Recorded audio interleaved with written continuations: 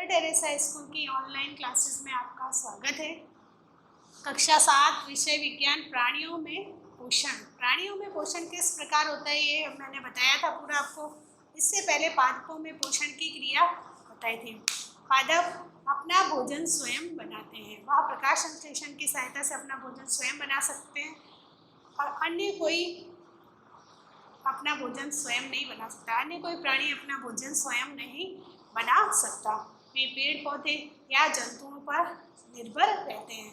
हम लोग वनस्पति पर निर्भर रहते हैं। मनुष्य जो है वो वनस्पतियों पर निर्भर रहता है। हमको सभी पोषक तत्वों की आवश्यकता होती है। ये सभी पोषक तत्व हमको किसके द्वारा प्राप्त होते हैं? भोजन के द्वारा प्राप्त होते हैं। अब ये भोजन हम किस प्रकार ग्रहण करते हैं, इसका पाचन किस प्रकार होता है, ये भी हमने इसमें पाठ में पढ़ा था। आज ये पूरा सारांश आपको बता रही हूँ जो हमने इस पाठ में पढ़ा था। हमने पढ़ा था जटिल खाद्य पदार्थों का सरल पदार्थों में परिवर्तित होना पाचन कहलाता है। मतलब जो जटिल पदार्थ होते हैं उनका विखंडन होना, अर्थात वो अलग अलग टुकड़ों में विभक्त होना क्या कहलाता है? अलग अलग टुकड़ों में उसका परिवर्तित हो जाना क्या कहलाता है? पाचन कहलाता है। फिर हमने पढ़ा मानव आहार नल तथा स्रावी ग्रंथियां संयुक्त रूप से मानव के पाचन तंत्र का निर्माण करती हैं। हम लोग सबसे पहले अपना भोजन मुंह में ग्रहण करते हैं तो वो क्या होता है, हम किस प्रकार से अपने भोजन को पचाते हैं उसके बारे में मैंने अलग अलग बताया था। जैसे मानव पाचन तंत्र का आपने चित्र देखा होगा, उसमें मुख, ग्रसनी और आमाशय, अग्नाशय, बड़ी आंत, छोटी आंत बने हुए हैं। वो आप बुक में देखना। इसमें सबसे पहले मुख गुहिका, हम सबसे पहले भोजन का अंतर्ग्रहण कहाँ करते हैं? मुख में करते हैं। मुख में भोजन को हम चबा चबा करके खाते हैं। चबा के खाने से लाला ग्रंथियाँ जो होती हैं वो लार स्रावित करती है। लार स्रावित करती है तो उससे हमारा भोजन क्या होता है?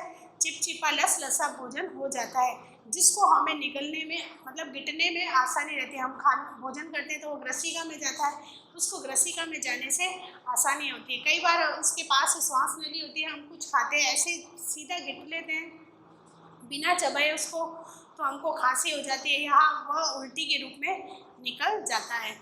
इसलिए हम क्या करते हैं, सबसे पहले लार के द्वारा उसको भोजन को चबाते हैं तो वो लार के द्वारा क्या होता है? भोजन चिपचिपा लसा हो जाता है, वह नीचे ग्रसिका में जाता है।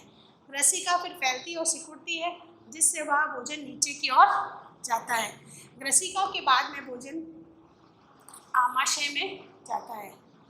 आमाशय जे के आकार की आकृति होती है।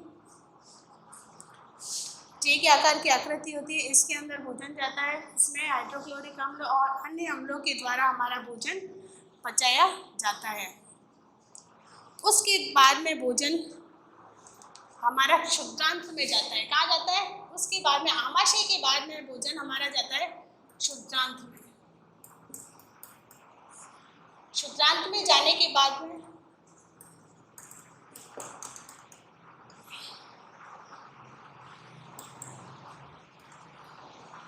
क्षुद्रांत्र में भोजन जाता है। उसके बाद में यहाँ पर अग्नाशय होता है। अग्नाशय के द्वारा भोजन पचाया जाता है। उसके बाद में भोजन वृद्धांत से, ये 7.5 मीटर लंबी होती है। ये नलिका 7.5 मीटर लंबी होती है। छोटी आंत कहते हैं इसको। ये 7.5 मीटर लंबी होती है। इसके बाद में अग्नाशय में भोजन के द्वारा पचा करके भोजन कहाँ जाता है? वृद्धांत्र में। वृद्धांत्र क्या करता है? अर्थात बड़ी आंत 1.5 मीटर लंबी होती है। ये भोजन और जल को अवशोषित करके रुधिर वाहिकाओं द्वारा शरीर के अन्य भागों में पहुंचाती है। और जो अपशिष्ट जो पदार्थ होते हैं जो पचते नहीं है, बिना पचा हुआ भोजन होता है, वह नीचे मल द्वार में जाता है, जो कि वह त्याग मल द्वार से त्याग कर दिया जाता है। उसके बाद में आता है पाचक रस स्रावित करने वाली ग्रंथियाँ। अब पाचक रस कौन कौन से ग्रंथियाँ स्रावित करती हैं? लाला ग्रंथि अभी बताया था। मुख गुहिका में जब हम भोजन ग्रहण करते हैं तो वह लार स्रावित करते हैं, तो वो लार स्रावित करने का कार्य कौन करती है? लाला ग्रंथियाँ करती हैं। उसके बाद में यकृत, एक क्षुद्रांत्र के अंदर यकृत होता है, यकृत ग्रंथि होती है जो कि ये सबसे बड़ी ग्रंथि कहलाती है। इसके अंदर पित्त रस के द्वारा हमारे भोजन का पाचन होता है। उसके बाद में भोजन कहाँ जाता है, एक लाला ग्रंथि होती है, दूसरी यकृत ग्रंथि होती है, तीसरा अग्नाशय रस। अग्नाशय रस के द्वारा भोजन को पचाया जाता है। और कौन कौन से होते हैं, आमाशय की भित्ति में भी एक रस उत्पन्न होता है, पाचक रस, और क्षुद्रांत की भित्ति भी पाचक रस स्रावित करती है, जिससे हमारे भोजन का पाचन होता है। फिर विभिन्न जीवों में भोजन ग्रहण करने की विधियां भी भिन्न भिन्न होती हैं। जैसे कि आपको बताया था, कोई जीव जंतु भोजन चबा चबा करके खाते हैं, कोई ऐसे ही निगल लेते हैं, कोई चीर फाड़ करके खाते हैं। तुमने कई बार देखा होगा, हम भोजन को मुख से ग्रहण करते हैं। कुछ जंतु ऐसे होते हैं जो मुख से ग्रहण करते हैं, कुछ जीव जंतु ऐसे होते हैं जो मुख से अपना भोजन ग्रहण नहीं करते हैं। जैसे सांप है, सांप को देखा होगा, वह क्या करता है, अपना भोजन निगलता है, वह चबा करके नहीं खाता, वह निगलता है। जैसे मधुमक्खी, पेड़ पौधों पे मधुमक्खी है, तितली है, भंवरा है, ये आपने देखा होगा पुष्प पर बैठ करके उसका रस को चूसते हैं। तो कोई भोजन की कितनी विधि, ग्रहण करने की विधियाँ कैसे हो गई, चूस करके, चबा कर, खाकर, चीर फाड़ करके, या फिर अभी निगल कर, ये भोजन ग्रहण करने की विधियाँ हैं। फिर एक कार्बोहाइड्रेट का पाचन मुख में होता है। कार्बोहाइड्रेट जो हम लेते हैं उसका पाचक कहाँ होता है, मुख में ही हो जाता है। प्रोटीन का पाचन आमाशय से में प्रारंभ होता है। प्रोटीन को पचाने का कार्य कहाँ होता है, आमाशय में होता है। जल एवं लवण वृदांत्र द्वारा अवशोषित होते हैं। जल और लवण जो है वो उनको अवशोषित करने का कार्य बड़ी आंत करती है। अब कुछ जंतु ऐसे होते हैं जो घास फूस खाते हैं। घास में सेल्यूलोज की मात्रा बहुत अधिक होती है। गाय, भैंस एवं हिरण, जैसे गाय है, भैंस है, हिरण है और अन्य जंतु हैं जो घास पर निर्भर रहते हैं, जो कि शाकाहारी जंतु कहलाते हैं। वो कैसे भोजन, रोमंथी कहलाते हैं।